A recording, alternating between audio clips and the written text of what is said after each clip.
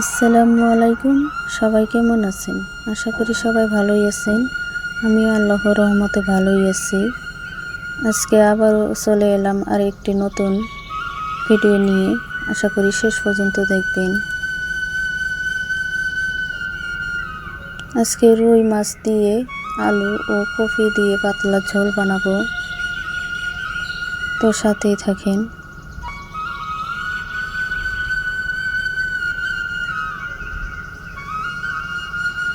এখানে আমি নিয়ে নিয়েছি কাঁচামরিচ বাটা, জিরা ও ধনিয়া বাটা, পেঁয়াজ বাটা, পেঁয়াজ কুচি, রসুন ও আদা বাটা। এখানে মাছের পিসগুলো আমি হলুদ, লবণ ও মরিচ দিয়ে ম্যারিনেট করে নিব।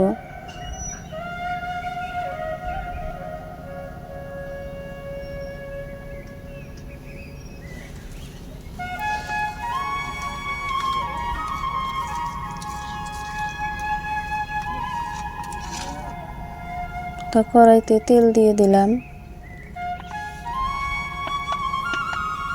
তেলটা গরম হয়ে গেছে, এর মধ্যে মাছের পিসগুলো দিয়ে দিলাম। এখন মাছগুলো লাল লাল করে ভেজে নিব। তো কাজের মাঝখানে একটি কথা না বললেই নয়, যারা আমাকে ভালোবেসে ভিডিওগুলো দেখেন কিন্তু এখন পর্যন্ত আমার চ্যানেলটি সাবস্ক্রাইব করেন নেই, তাদের উদ্দেশ্যে বলছি, প্লিজ আমার চ্যানেলটি সাবস্ক্রাইব করে পাশে থাকবেন। আর যারা অলরেডি আমার চ্যানেলটি সাবস্ক্রাইব করে ফেলেছেন তাদেরকে জানাই অসংখ্য ধন্যবাদ।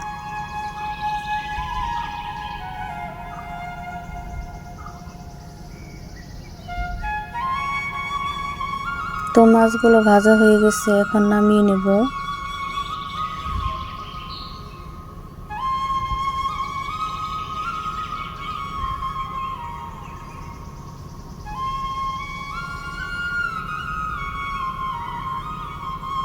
তো ওই তেলের মধ্যে দিয়ে দিলাম ফুলকপি। ফুলকপিগুলো ভেজে নিব সামান্য লবণ ও হলুদ দিয়ে।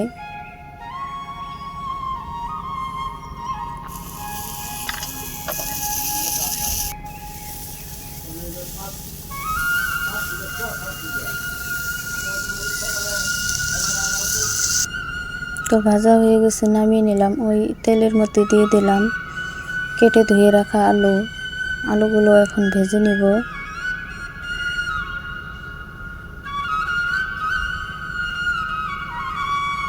তো কড়াইতে তেল দিয়ে দিলাম, পেঁয়াজ কুচি দিয়ে দিলাম, ফোড়নে জিরে দিয়ে দিলাম। এখানে পেঁয়াজ বাটা, রসুন বাটা, জিরা ও ধনিয়া বাটা দিয়ে একসঙ্গে এখন মিক্স করে পানি দিয়ে দিলাম।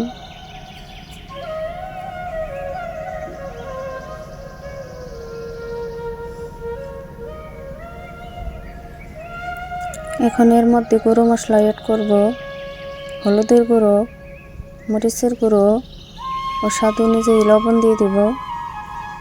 দিয়ে তার মধ্যে দিয়ে দিলাম ভেজে রাখা আলু ও ফুলকপি।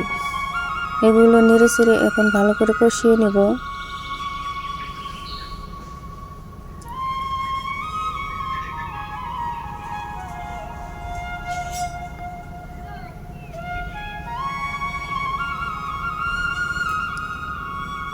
তো আমার কষানো হয়ে গেছে, এখন পানি দিয়ে দেব পরিমাণ মতো।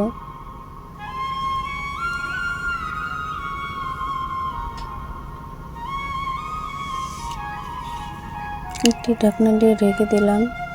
এখন আস্তে আস্তে মাছের পিসগুলো দিয়ে দেব। ধনিয়া কুচি দিয়ে দেব।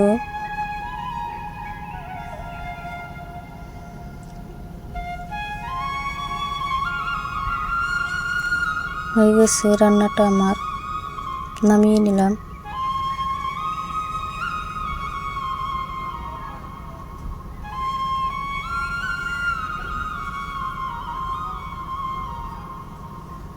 তো আমার ছেলে ও মেয়ে খেতে বসছে।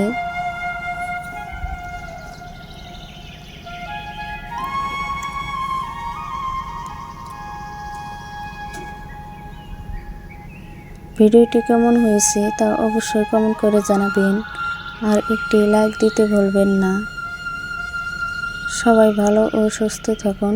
পরবর্তী ভিডিও দেখার জন্য আমন্ত্রণ রইল। আল্লাহ হাফেজ।